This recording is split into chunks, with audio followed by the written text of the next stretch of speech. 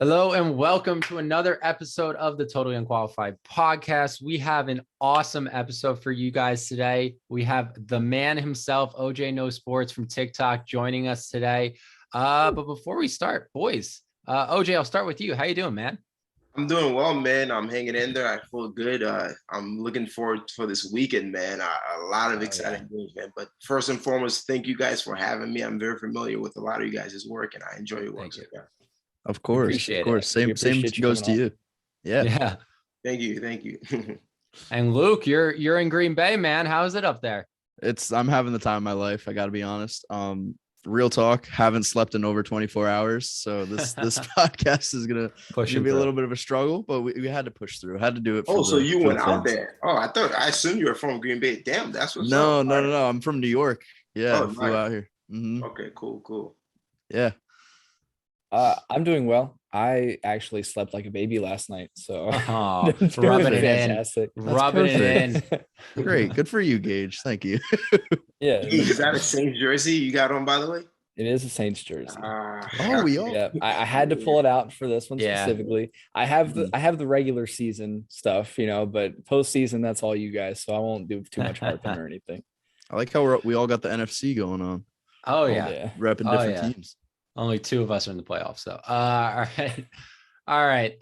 As we told OJ, we start out with a guess that player for every episode. So this time it's mostly 95% of the time it's going to be a football player and nothing's changing. This time it is a football player. So with that being said, you guys can ask me as many questions as you want. So somebody gets it. So fire away. AFC or NFC? AFC. AFC. And are they currently playing? They are currently playing. Okay. Do they play on the defensive side or the offensive side? Offensive. AFC. Is it a quarterback in the playoffs? Not in the playoffs. Not a quarterback. Skill position? Yes. Okay.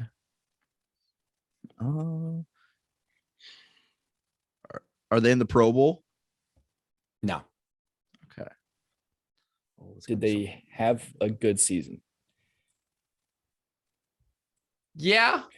Yeah. Okay. Like that means it's kind of mid. For the team that they're on. Yeah, I would say so. Okay. Would you say they are top 10 in their position? No, I wouldn't say that yet. Are they on a losing team? Yes, very much so. Very much so. We'll just try to get position here. It's not a quarterback. Is it a receiver? No. Okay. I was thinking it was a receiver too. Offensive, AFC. Not 10. Have they played at least 3 seasons in the NFL? No. Is it Michael Carter? Damn, shit, yeah. Wow. Oh, right. Oh my God. From the top rope? From the top rope? Oh my goodness. Holy shit. I think that's the first non-narrowed down, just thrown out player that's ever been correct. That's crazy. Luke on what hasn't gotten sleep in 36 hours and he's still out here beating us against that player. That's what I do. We'll just keep increasing it throughout the episode. No. Throughout the episode, it's been a week. Better. Yeah. It's awesome. What's the lead now? What's the standing? You have 3. I have 3, 2, and I think Jake has 2. All right. No, I think I only got 1 so far. Oh, no, I do have 2. I have 2. Yeah. Tides have turned. We can just go through and check. We'll figure it out. Yeah, whatever. Or maybe not. We'll see. Yeah. So OJ, sir.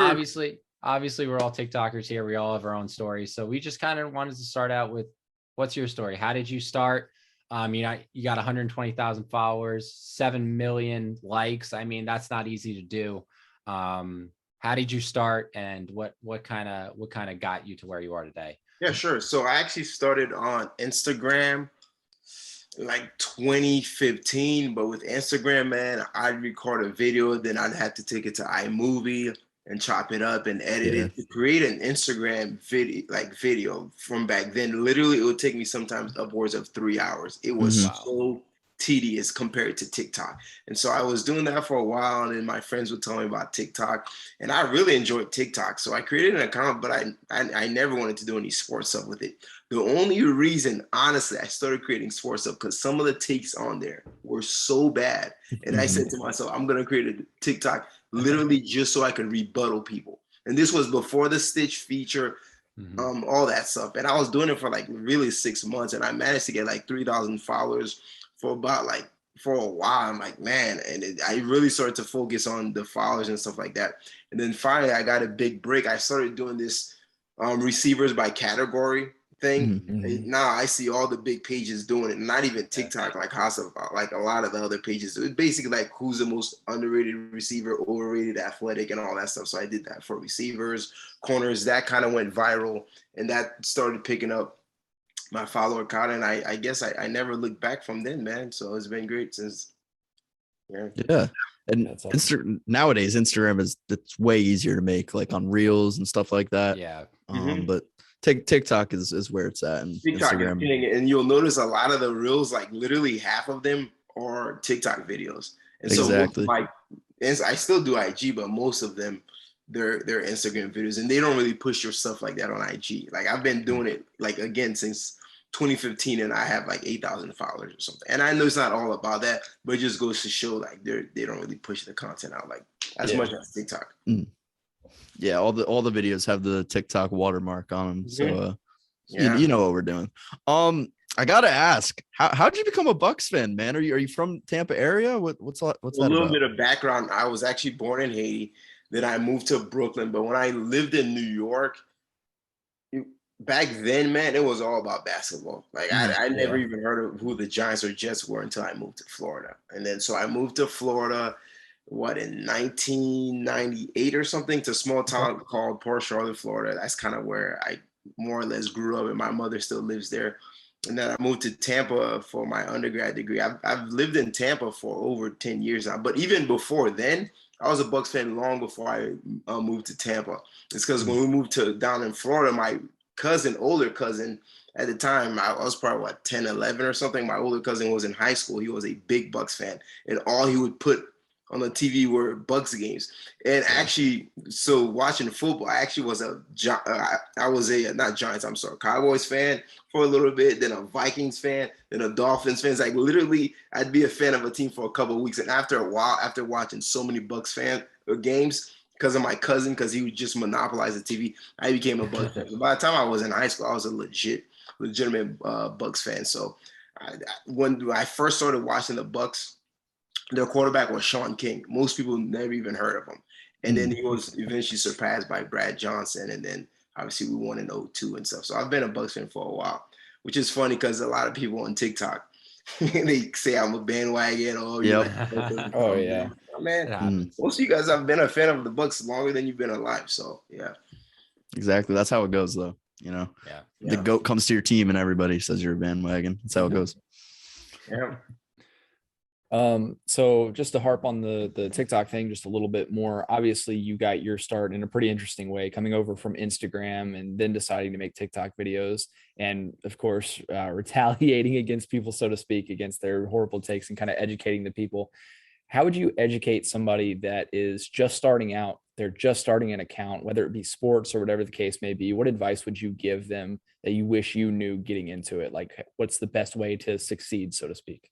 Yeah, the one thing I would say is I think a lot of people make the mistake and they fancy themselves an analyst, whether it's NFL or NBA. I think with TikTok, man, you have to remember you're entertaining. That is the number one thing. And it's okay to have good takes. It's okay to stand out where your football acumen is clearly seen. But more than anything else, I think having that entertainment factor is great, because I know there's a lot of great TikTokers, and they'll literally say a really good take, but they're monotone. And I'm like, and I think even for me, like as a fan of TikTok and watching people's TikTok, I like people that have personality with their takes and stuff, people that are goofy. If I'm saying the same thing all the time, it's not really as interesting. So I think for a lot of people, make it about you so people can invest in you as a person, as someone that has personality. That's what's going to make someone want to follow you, not necessarily your take. Because, I mean, everyone has good takes and everybody has bad takes. So if you look at it from that lens, sort of like an entertainer, people sort of buying into you and not necessarily what you know, which is important, by the way.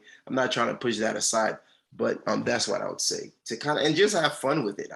I think some people, they don't take a risk in TikTok though, but me, I kind of like go all over the place. I'll do MMA stuff here and there and just have fun with it. And if people rock with you, they'll rock with you and they'll stay loyal. Exactly. And I think that's key too, especially with TikTok, because it's a younger demographic, with guys or children growing up and stuff. You can't really be a full analyst. You have to add that entertainment factor to be able to entertain and get people to follow you and get people to come back too. So you have to have that certain personality. And I think definitely you have that for sure. And it's definitely showing. So I'm glad. Yeah, for sure.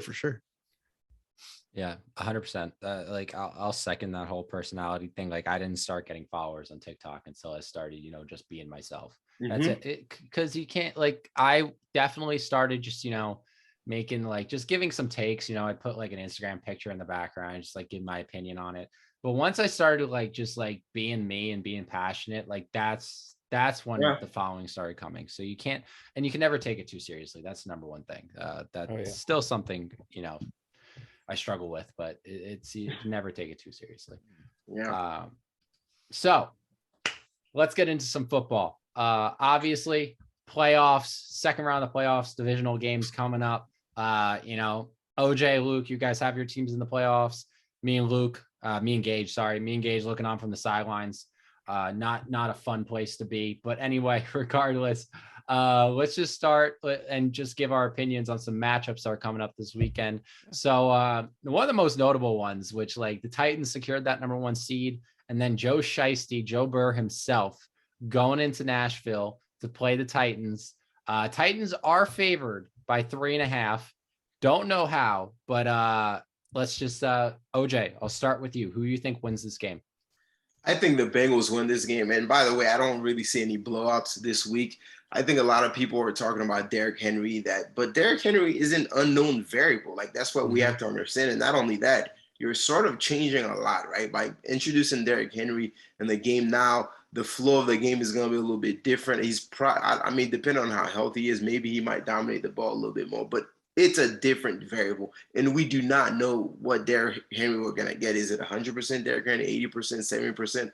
But really what it comes down to is Joe Burrow is better than Tannehill. And at this point, to me, he's significantly better.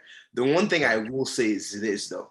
I think the Titans are probably the most physical team in football. To me, it's between them and the Niners. So they have a smash mouth brand of football. Whereas the Bengals are more of a finesse, sexy type of team. And, they love the long ball and things of that nature. So that might present a problem to them. I don't know if they've faced this year a team as physical as the Titans. So that might be a little bit daunting, but I still have Joe Burrow. I don't know how they're going to stop T. Higgins, Jamar Chase, and Boyd and all those guys.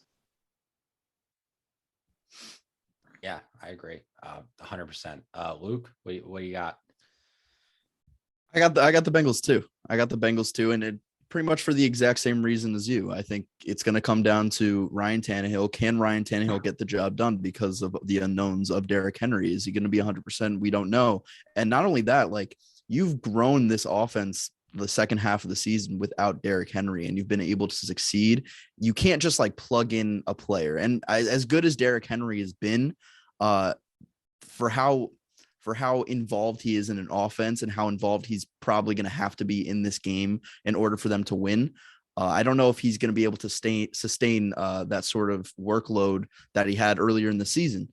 That being said, Derrick Henry is this like superhero, like built athlete. So if there's anybody that can do it, it's going to be Derrick Henry. Would I be surprised if he, went off for 150 yards? No, especially now that Trey Hendrickson is banged up and some of the other defensive players on the Bengals are banged up. But like I said, it comes down to Joe Burrow. He's been otherworldly the past month of the season. Even he surpassed Dak Prescott. He surpassed Nick Bosa for comeback player of the year, in my opinion, just over his play, really just like over 2 weeks where he threw for like 1,000 yards and 10 touchdowns, 0 picks. Getting that first playoff win, I think, was key for his confidence. And Joe Burrow seems to just feed off just one win, Just like one tiny win is all he needs. Just explode. We saw it at LSU. So I think that's going to happen again. And really, it comes down to the Tennessee Titans secondary as well.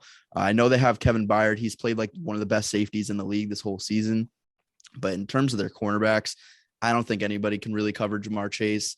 And when you start to, become so concerned about Jamar Chase, T. Higgins gets open, Tyler Boyd gets open, CJ Uzama gets open. So I think the Bengals win this one. And I think they're probably going to, well, obviously they're going to cover, but I think they might win by a solid touchdown. I think 7 to 10 points.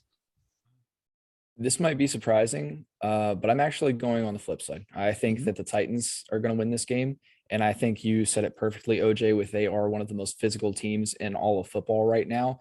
And while Derrick Henry is a very questionable factor in this game, a lot of their rushing stats have looked pretty similar with Deontay Foreman. Not that he's anything close to Derrick Henry, of course, as they were with Derrick Henry on the field. I mean, similar yards per carry. And as far as injuries and stuff like that, like Larry Ogunjobi missing from the middle of that defensive line for the Bengals, right where they're going to want to send their running backs, is going to hurt them a lot, I think. Trey Hendrickson is coming off of a concussion, of course, which isn't necessarily a huge deal, but you've got some key players there going up against what could be a matchup nightmare if you're not careful. And I feel like that could come back to bite them. On top of that, we've got 3 players on the Titans defense with 8+ sacks going up against the most sacked team in the league. So the Titans definitely have a shot at this, and I personally think that they'll take it because of how consistent they've been regardless of their injuries. Yeah. I definitely think that I definitely agree with the fact that a lot of people are counting out the Titans in this game, which is crazy because they're number 1 seed and they're favored in this game. It's in their home stadium. Just because how much the Bengals have been rolling. And I have no doubt that the Titans are going to they're going to run on the Bengals. I have no doubt about it. Derrick Henry, I think is a lock for over 100 yards. Because like you said, Larry Ogunjobi, and then just like the Bengals defense hasn't been phenomenal at stopping the run all season. But if it comes down to it, and I think it will, I think this is going to be a shootout. And when it comes down to a shootout, I want Joe Burrow.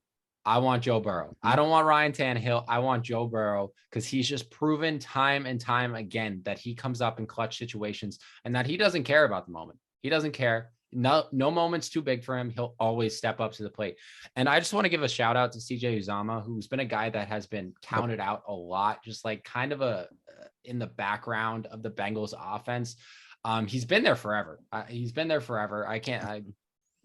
at least like 5 years or so. I think he backed up Tyler Eifert, right? Yeah, for a while. Yeah. And he's really getting his time to shine now. And he's been a big leader for that team, and he's done great things for that offense. Mm-hmm. So I think this is going to be probably the most fun game of the weekend just because nobody's really expecting it to be. And I think that the Bengals pull out a very, very close one. I think both teams drop. I think this game is like 35-28 or something like that. Like, I think it's going to be a high scoring game. Mm-hmm. Because at the end of the day, I know the Titans are going to get rushing touchdowns and I know the Bengals are going to get passing touchdowns. So it's just a matter of what we want. I also feel like it's very easy to get caught up on the Titans rushing attack and forget that they have AJ Brown though. Because I mean, if it does go to a shootout, I do trust Joe Burrow more. But if Ryan Tannehill is able to get the ball to AJ Brown, I have no doubt that he's going to be able to pick up the yards that they need. I just trust more in the Bengals secondary than I do in the Titans secondary with Jesse Bates. And I feel like Jesse Bates, Chidobe Awuzie, and I just butchered his name, but Eli Apple as well. They've been having a decent season. And they've been more underrated than maybe any secondary unit in the league this year. I can see them definitely stopping their dynamic duo that they have in Tennessee, and especially since like Julio is kind of taking a step back. Yeah, I know he's been injured, but we'll see if he can. I think he's my X factor, Julio Jones. If they could get a nice solid game out of Julio, I think it could be over for the Bengals.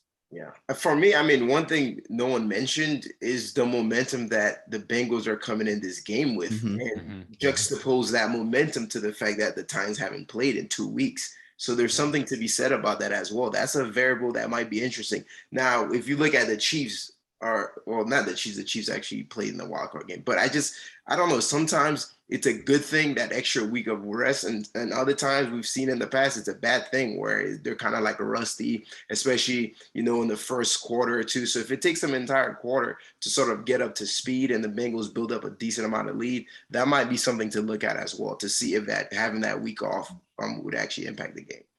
Exactly. Yeah, definitely could be. The Titans have been great coming off of rest so far this season, but going into the playoffs and you're going up against these teams that have also fought to get here, I mean, it could be a totally different story. So that's a valid point. Yeah.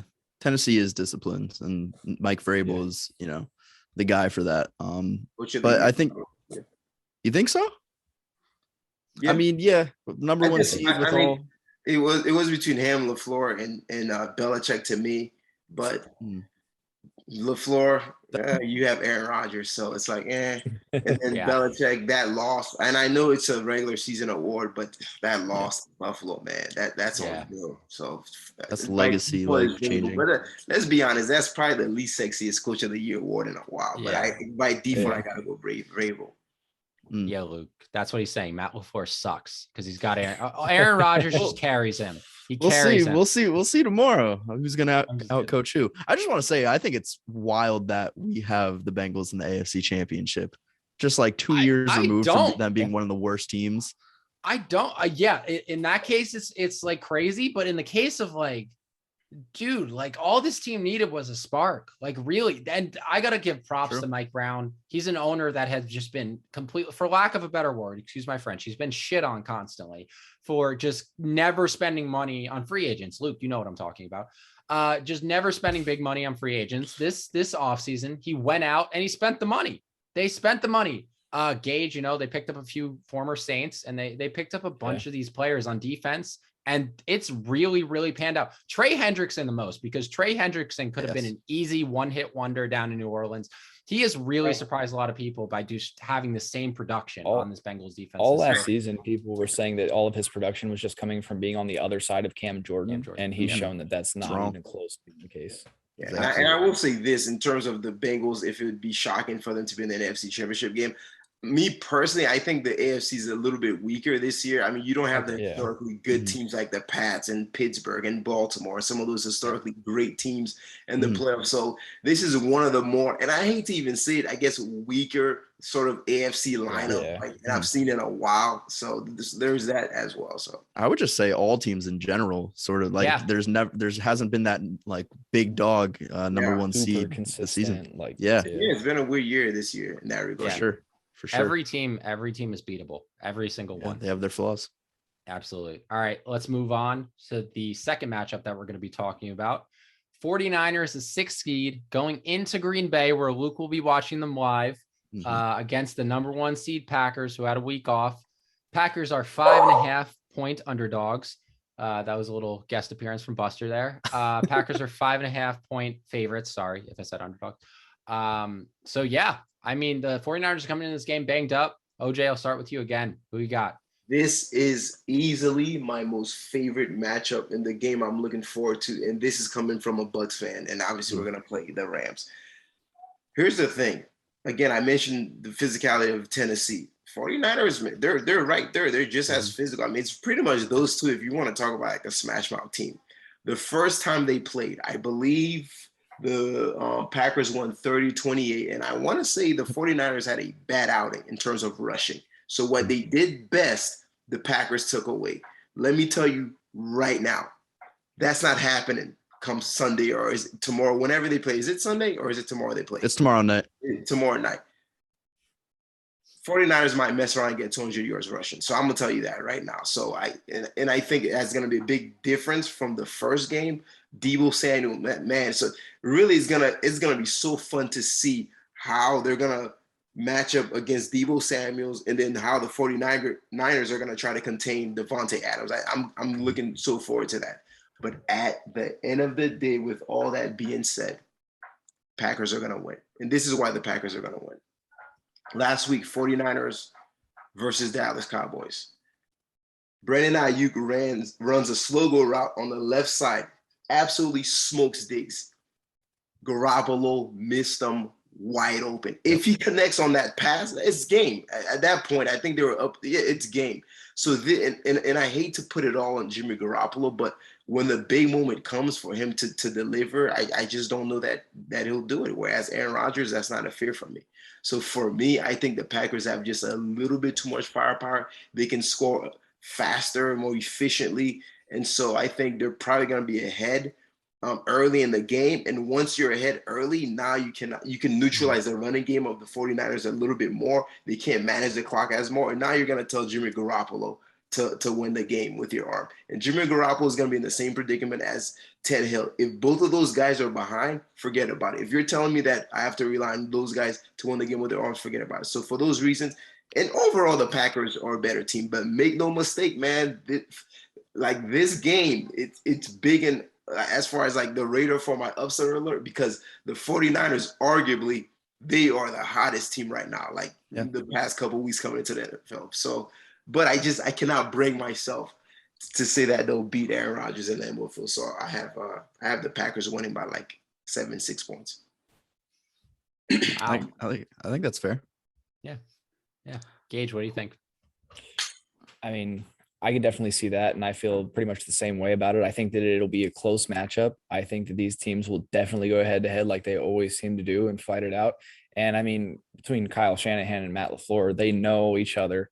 They know what they're going to try to do. Mm-hmm. And at the end of the day, like we talked about with Bengals versus Titans, it's going to come down to probably the quarterback play. And I think that the quarterback play on the Packers is just significantly better than Jimmy Garoppolo has been and likely will continue to be. 100%. 100%. And Jimmy Garoppolo there's going to be a point in this game where Jimmy Garoppolo is going to have to make a play. There's no doubt in my mind. He's going to have, it's not going to be the 2019 NFC Championship game where he's throwing freaking 8 passes and they run for 1,000,000 yards, right? He's going to have to make a play at some point. And I don't think he's going to be able to, I don't think he's capable of beating a team in like as hot as the Packers are right now, even though they lost to the Lions a couple of weeks ago. These two teams are completely different than they were week 3 when they played. Deebo Samuel has emerged as a top 5 wide receiver this season, and maybe even like running back too. He just does it all, and his physicality is going to be a problem for the Packers. I think Devondre Campbell is going to have to have a big game and try and stuff a lot of his runs. I think the biggest X factor in this game is the guy who I'm repping right now, number 28. I just got his jersey earlier today, AJ Dillon. He wasn't that much of a factor in their week 3 matchup, but when it's getting cold, he's a force to be reckoned with. And Jones healthy, by the way? Jones is healthy, but they've seemed to go away from him like often as the season goes on. They use him more as like as a pass catching back. I feel like they just like AJ Dillon more, and it's kind of sad because I really like Aaron Jones, but I think AJ Dillon is going to have to have a big game in order for them to win and, sort of control the clock. And I think that's going to be the key to victory for the Packers. So who would have thought the Packers fan picks the Packers against the 49ers? Crazy, right? Crazy. Wild. Right. Did not see that coming. Right. Yeah. Kyle Shanahan is a wizard with the run game. I think we all know that. And that's going to be the one thing that keeps them in this game. And like you guys said, like it's going to come down to the fact that Jimmy Garoppolo is going to have to make some throws. We saw it in the Super Bowl. They could have won the Super Bowl if he made a throw or two. Manuel Sanders, wide open. Yeah, wide open. Yep. So, and he just continuously does not make those throws. So like at one point or another, the 49ers got to, I don't even know if Trey Lance is that guy that can make that throw going forward. Like, I just don't know. But yeah, the Packers are a significantly better team. And as long as they stay disciplined and they stay with their coaching, there's no reason they shouldn't win this game. Mm-hmm. Now, I definitely think the 49ers are also very well coached. They're going to put up a damn good fight in this game. I cannot see them going down, without swinging. But the Packers are just so much more well-equipped for this matchup. There's so much. They are a Super Bowl roster through and through. And the 49ers, in my opinion, are not. So this game's going to be on Jimmy Garoppolo's shoulders. I have no doubt the running game's going to be fine, but it's going to come down to Jimmy G. I got the Packers winning this game because I just believe way more in Aaron Rodgers than I have to ask you this though, Jake. As a Seahawks fan, are you going to be rooting for the Packers?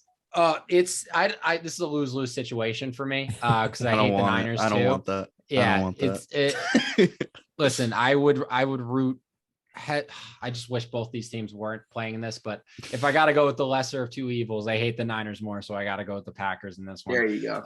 Sometimes you just get these matchups where you don't want anybody to win, but it's inevitable. Yeah. So you just got to root for the one you hate more, and I hate the Niners more.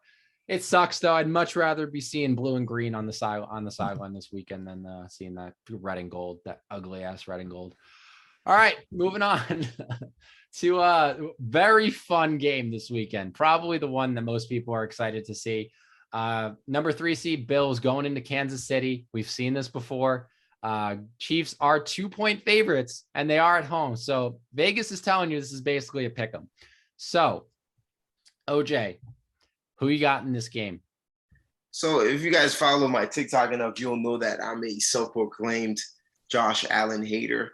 And I kind of troll him a little bit. I call him mid and all this other stuff. And I mean, I'm being facetious half the time, but I'm really not as big on Josh Allen as a lot of people. And I really can't quantify it in an objective way that makes sense. It's just more of a gut thing, man. But what I can quantify is the fact that you hardly see Josh Allen ever have a splendid game like he had against the Pats, and then the next week followed it up, So there's some level of inconsistency from me. But really what it comes down to, the Chiefs are the better team. They have the better quarterback. They have the better coaching. And then right now they are just that offense. The way they scored against Pittsburgh, it's so they put up like 21 points in like 9 minutes. It was crazy. Yeah. So they're just, I mean, I could sit here and nitpick, but they're just the better team and they should win. So, and that's really what it comes down to. I mean, if they come out and do what they're supposed to do, they're going to win. Even if Buffalo comes out and do what Buffalo's supposed to do. So, the only way I see Buffalo winning is if the Chiefs don't do what they're supposed to, or if they manage to get to Patrick Mahomes a bunch of times or something. But I don't see that happening. So, Chiefs by 6. Yeah. Luke? Gage, you want it? Gage, you go. Okay, so I'm with the Bills on this one. And I consider myself a bit of a Josh Allen lover, if you so to speak. And I see where you're coming from with the inconsistency. We've seen it a lot this season as opposed to last season. And the season, he had then where he was an MVP candidate, so to speak. But I feel like the inconsistencies of the Chiefs defense kind of go hand in hand with that. And I know that they've been better over the last quarter of the season or so, but so is Josh Allen. And Josh Allen coming off of this big win, whether it be his typical performance or not, I think that he is going into this game hot, ready, knowing that they were here last year against the same team, and it was the team that eliminated them, kind of knowing what he has in front of him. Whereas and not to mention the other side of the ball, where they have pretty much the best safety duo in all of football in Micah Hyde and Jordan Poyer. And that's going to maybe eliminate what the Chiefs love to do. And that's to go downfield with the big plays and score 21 points in those 9 minutes, like you were saying. And I just don't know that they'll be able to do that. I think that this, similar to the 49ers Packers game, could be a very close matchup, but I'm going to go with Josh Allen and the Bills in this one. Yeah, I think for the reasons you just said, because of their dynamic safety duo, which, by the way, Micah Hyde had like the pick of the year. I think that was just crazy last week. They are going to be able to eliminate some of their deep shots downfield to Tyreek Hill and McCole Hardman. So I think it's going to be a big Travis Kelce game. I feel like it's always a big Travis Kelce game, but I think he's going to have to be the X factor in this game.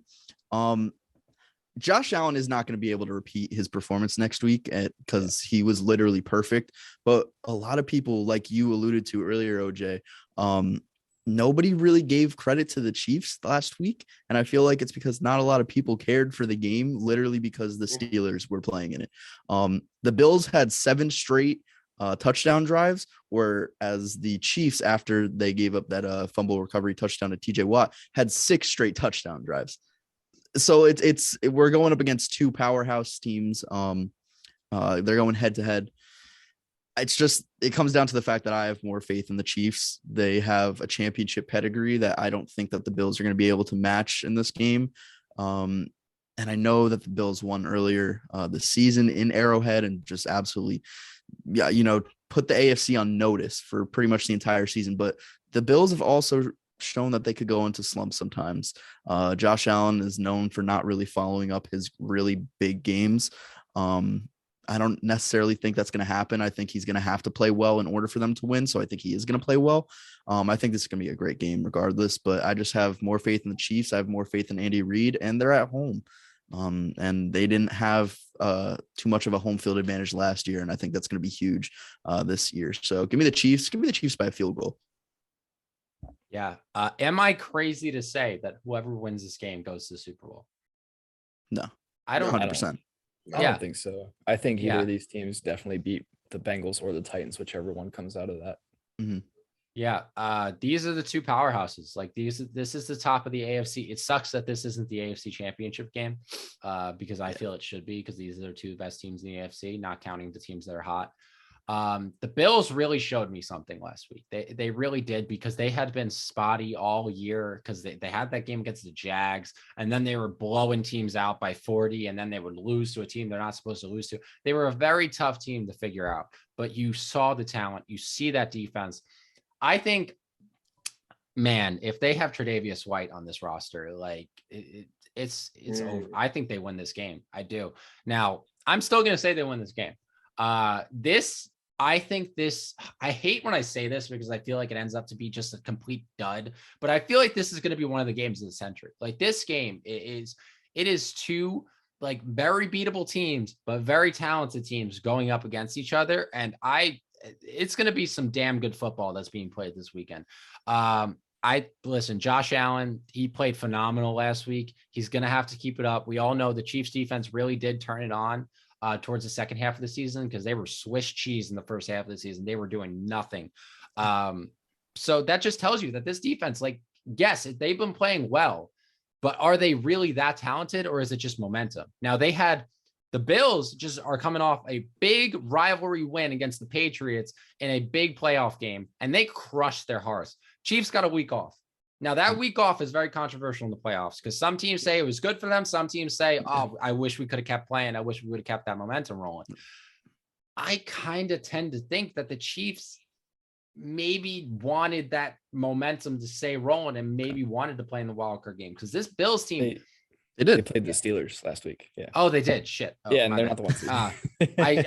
I'm so used to the Chiefs being the one seed. Like, it's over the past like 3 years. Sure. Yeah, no. But anyway, regardless, I think the Bills had a more impressive win. Let's just say that, because the Steelers were not a playoff team in any way, shape, or form. Yeah. So anyway, but I think the Bills are coming on with much more confidence into this game, regardless that the Chiefs played last week, because that was, I feel like the Chiefs knew they were going to win that game. The Bills did not know they were going to win that game. They did. They had to fight for every inch of that game, and they ended up blowing them out to their pleasure. But yeah, I think the Bills, they're due, man. They're due. They're due for a run to the Super Bowl since the early 90s. This team is way too talented. I think we all know that Josh Allen is talented enough to bring a Super Bowl to Buffalo for the first time in history.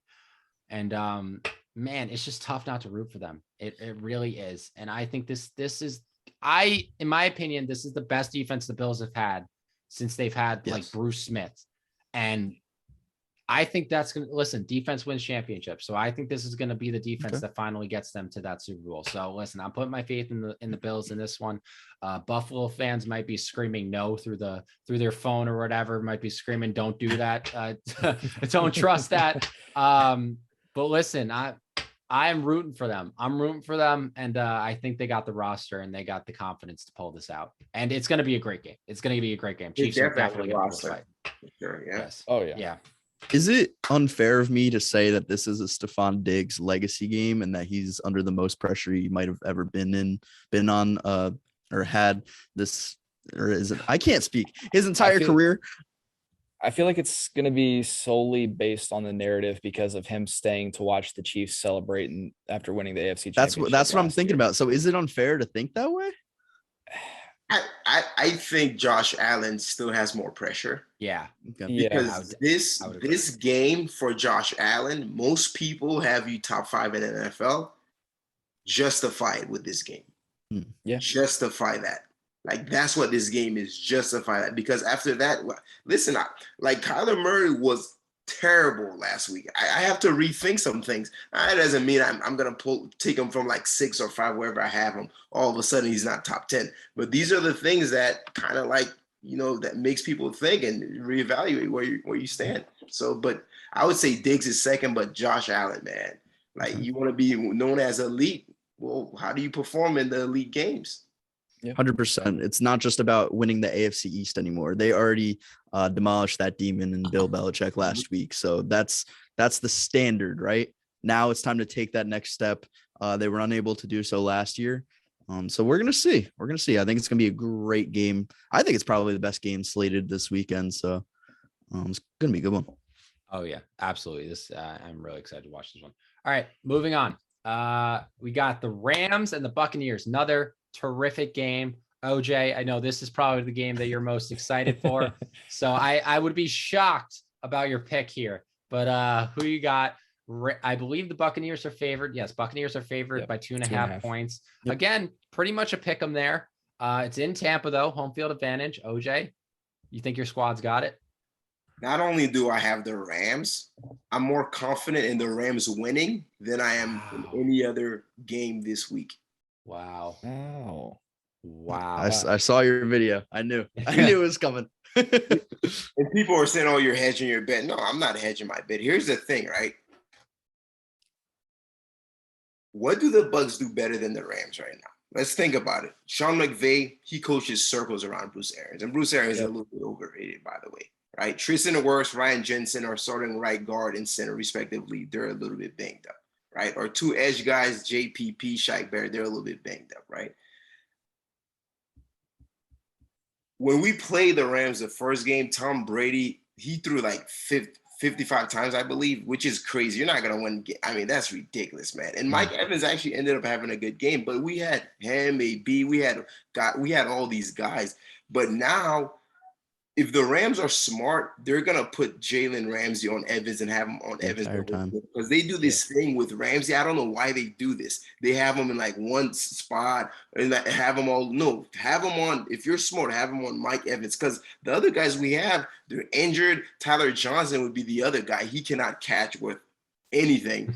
And so it is big. And literally the Rams are built to beat the Bucs. I mean, the Rams are very similar to the Saints in that they can rush they can rush 4 and consistently get pressure with 4. They do this all the time, them and the Saints. And we all know what Brady's weakness is, getting pressure with 4. Now you can play into coverage and load up and zone coverages and stuff like that. But the more I think about it, man, I cannot bring myself to logically, explain how the Bucs are going to win. The only way the Bucs are going to I will say this though. Matthew Stafford, he's never been in this position. Yeah. Going on the road against the GOAT. The lights are going to be bright. And there's something about Tom Brady in these moments where he just and he has these moments like last year in the NFC Championship game, that pass to Scotty Miller, the balls to throw that. And to me, that was the play of the game. After that, I was like, oh my gosh, man. So there is that. But I can, as much as I want to say, and every single person I see picking the Bucs to win this game, they all say one thing. Oh, it's Tom Brady. Oh, he's the GOAT. Tom Brady's he's going to find a way. That's not good enough for me, right? Yeah. As an analyst of the game, that is not good enough to justify that the Bucs are going to win. I need concrete evidence or whatever. So for those reasons, man, Rams 31-24. And it pains me to say that, man. Whoa. Wow. And I can see it. I mean, I agree with you as far as the Rams pick. That's who I was going to go with as well. And it's not just because of this right here, me being a Saints fan or anything like that. I'm able to think past that. But I agree. I think with all of the injuries and with the loss of Chris Godwin, Antonio Brown, there's just so many losses up to this point. Whereas the Rams are getting guys back. They're getting Cam Akers back, who had a big game last week. They're getting healthier while the Bucs are losing pieces. And it's very easy to be like, well, Tom Brady's the GOAT and, he can get him out of anything. And, you do have to factor that into an extent because it is very hard to bet against Tom Brady. But when you look at this as a whole, when you look at this, like you said, from an analyst standpoint, the Rams are pretty much built to beat this team. Mm-hmm. They have the pass rush, like you said, that gets Tom Brady flustered. Tom Brady being flustered, plus really only having one weapon out there. I mean, you got Gronk as well, but, how much is he really going to be able to do as far as I don't want to take that away from Gronk. I was going to say outside of the red zone, but he's a good player. And then just as far as the run game, you get Leonard Fournette back, and that's great as well, but you're still going up against a team that has a very heavy front seven, and Von Miller's been playing very well the latter portion of the season too. So I got to go with the Rams here. I agree. We get criticism sometimes on the show for agreeing too much, but I don't think I've ever agreed with you guys like any more than I do now. Not only do I think the Rams win this game, I think they have to win this game just for the sake. I think Sean McVay, if he doesn't win this game, I think there's going to be some rumblings of him being on the hot seat, as crazy as that sounds. And I think Les Snead as well, because of all of the assets that they put into this season, putting their entire future in jeopardy to get Matthew Stafford, to get Von Miller, to get all these pieces. They need to win. They're probably the most win now team left in the playoffs.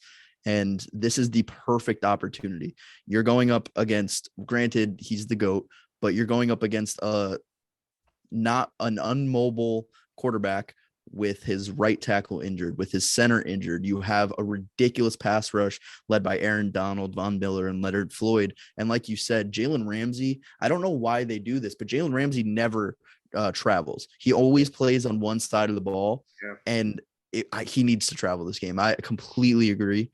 Because the Bucs only have one receiver. I mean, they have Cyril Grayson, they have Scotty Miller or whatnot. And not to cut you off, Marshawn Lattimore literally has Mike Evans' number. Exactly. It pisses me off, man. And Marshawn Lattimore is nothing compared to Jalen Ramsey. Exactly. Yeah, Gage catching the strays. But no, I think the Rams have to win this game. But like you said, OJ, I think it comes down to Matthew Stafford. We've seen Matthew Stafford this season just completely turn it on some games, and then the next game just completely just flip flop and throw games. We saw it against Green Bay earlier this season. He was completely flip flop in that entire game. I think the Rams go into Tampa, and I think they win. I think they have to win for their legacy of their coach, their GM, pretty much everybody on the team. Aaron Donald especially. Aaron Donald has no excuse to not be dominant in this game. I feel like that's a pretty valid point. I mean, a lot of those guys on that team, they have something to prove. It feels like Matthew Stafford, who, like you said, OJ, has never been there before, has something to prove. Sean McVay has been he's gotten to the Super Bowl, wasn't able to win it, and he's been fighting for his way back ever since. Aaron Donald hasn't been able to really get it done, and he's coming off of last year where he gets injured in that game, and not injured in the game, but goes into the game injured and isn't really able to produce the way that he would like to. So a lot of these guys are going to be fighting. And sorry, just one point. They not only went into that Super Bowl with the league's best offense and only scored 3 points. Like that's legacy damage on Sean McVay, in my opinion. Even going up against the great Bill Belichick defense, I think that's bad. If I could just add to one thing that we didn't mention, I forgot to mention, is the Bucs have one of the worst secondaries in the league. Coming into this game, Odell Beckham was ranked the number 1 receiver in Wild Card Weekend. And one prediction I'm going to make, Cooper Kupp is going to go absolutely crazy against the Bucs. Yep. He was a little quiet against the Cardinals. That's not happening this week. And so it's just too many variables for the Bucs to overcome. And to your point, man, the Rams have to win this game. Like, there's no reason for you to lose. And the only variable, and you said it perfectly, the only variable is the variable that is Matthew Stafford. Sunday, is he going to put on the Rams helmet or the Detroit Lions helmet? We're going to find out. It's like Carson Wentz against the Jaguars in the last game of the season. Like, if he plays, if he just plays okay, they should have a good chance at winning. If he makes boneheaded decisions, they're going to lose this game, and it's going to be on him. And he doesn't even have to win them the game. Just don't lose them the game. Yeah, exactly. Yeah, absolutely. And another thing, so the Rams have Andrew Whitworth out for this game. So that's their starting left tackle. So that's not going to be doing them any favors. And Taylor Rapp, one of their starting safeties, is out also. So not exactly the best. And I think is Weddle going to play? Is he going to? Weddle, I think Weddle's going to play, isn't he? I think he's going to play. Yeah. He didn't see the field much last week because he didn't really have to, because they were up by so much the entire game.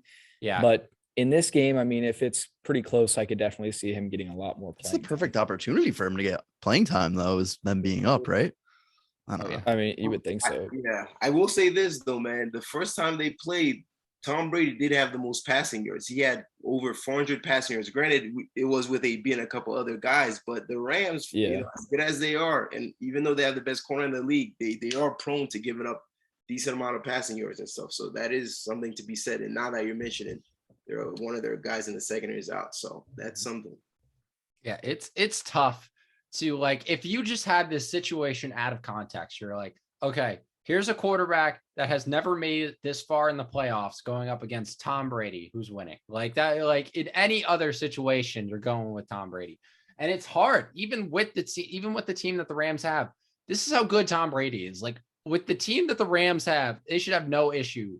We should have no issue picking them. And then there's always that, but it's fucking Tom Brady. It's Tom Brady. Like you can't count him out. It's one of those games, man. If the Bucs win, you might be like, damn, what was I thinking? Yeah, I know. Because it's Tom Brady. Yeah, everybody has that revelation because it's like you can't. But yeah, the Rams, like you guys said, I'm not going to harp much on it. The Rams have no excuse to not win this game. They don't. I don't care that it's Tom Brady, even though I don't care. Like your roster is too good, your coach is too good, and your quarterback. Now you don't have the excuse. Your quarterback is too good. He's talented. He's super talented. It's Matthew Stafford. Okay, it's no longer Jared Goff. Yeah, you have no. He's back. He looked great at Arizona. So yeah, you got the offensive player of the year, and you got Aaron Donald and Jalen Ramsey on the same defense. You have zero excuses in this game. You have to win it. Yeah. So, and the thing is, I think the Bucs know that, and I think they're going to come out and they're going to give their best effort of the season. Like they're going to give it all they got. And I think Cyril Grayson was out of practice today. He's not. I don't think he'll be playing. Yeah, I don't think he will. I don't even know.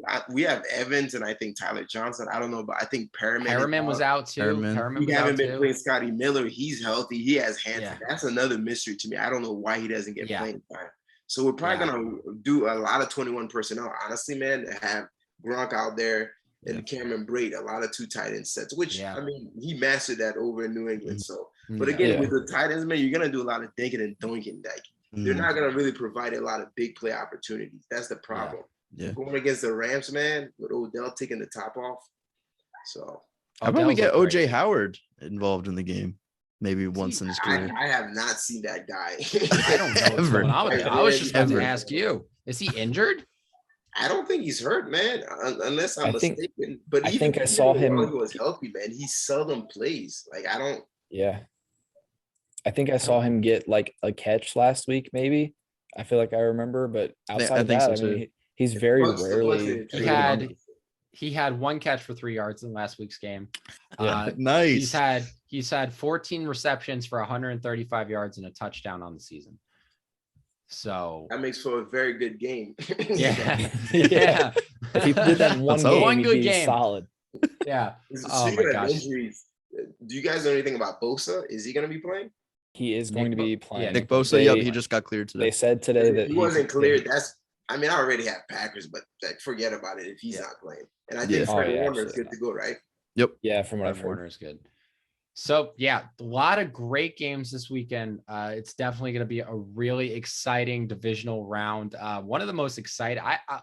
Honestly, I'm looking at this slate. I don't see a boring game in the slate. Like I don't see a Chiefs Steelers or or an Eagles. The Bengals game might honestly turn out to be the best game. Like, we might be sleeping on that game a little bit.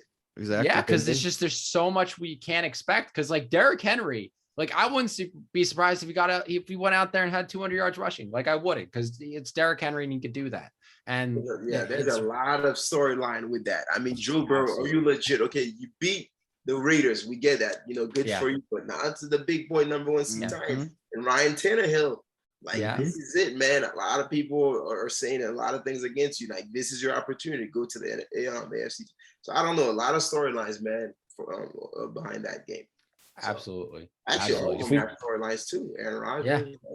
Every team.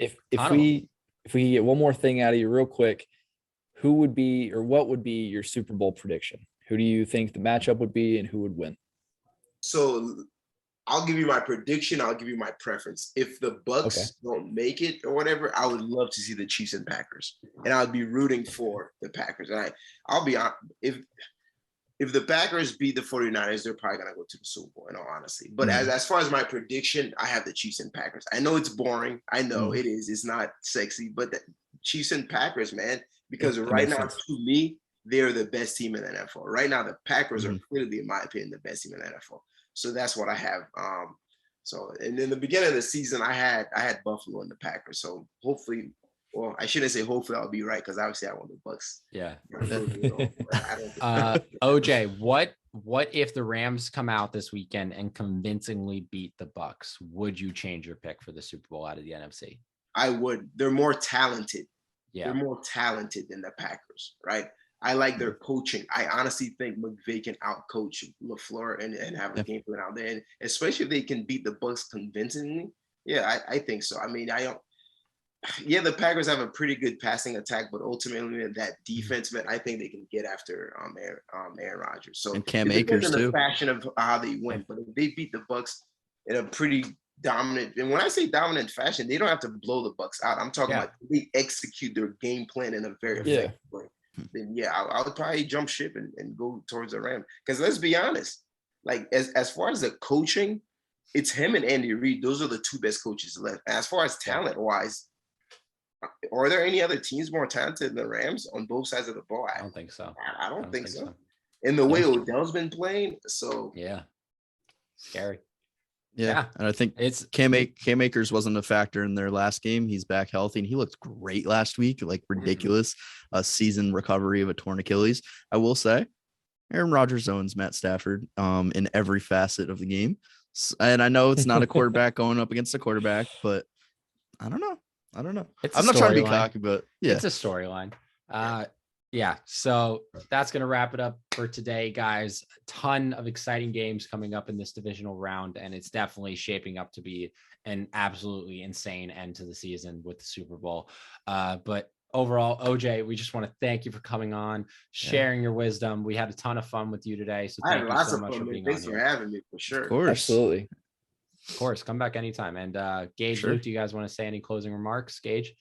Again, just thank you so much, OJ. We very much appreciate it. And if you guys want to follow him on TikTok, it is OJ_Knows_sports. Highly recommend it. He makes some fantastic content. So you definitely want to check that out. Thank you, man. That means a lot coming from a Saint. Man, I have to say this, man. I cannot tell you guys how much I hate the Saints, bro. I hate the Saints. Hey, man. So the feeling's mutual. Bro. And it's for one reason, bro, because they always have the Bucks number, man. I'm talking about since Aaron Brooks, Deuce McAllister, Joe Horn, like way back. They've always had the Bucks number. It makes no sense. You guys should not have beaten us twice. I don't understand it, Dad. But thanks, man. I appreciate it. Yeah, with the season we had, it was my highlight. So I appreciate the wins. Thank you. Yeah, those were a couple Super Bowl wins up against the Super Bowl champs. But just like there's a bunch of good games slated for this weekend, there are some good games over on the Overtime app. We have an overtime pool every week. This week, actually, by the time this episode comes out, it's going to be too late to enter this week's contest, but we have great prizes coming up next week and for the Super Bowl and for, I think, the Pro Bowl as well. So any of our links in our bios, make sure to go download the Overtime app and join the Totally Unqualified pool every single week. Yeah, absolutely, guys. Make sure to go follow us on our socials. Go follow the podcast on Spotify as well, so you can get notifications every week when we post. You can do the same thing on Apple Podcasts, and make sure to rate and review. We really appreciate that. And just thank you guys for your continued support. And OJ, come back anytime, man. Thanks so much. Absolutely, man. Looking forward to it. You guys have a good night. You as well.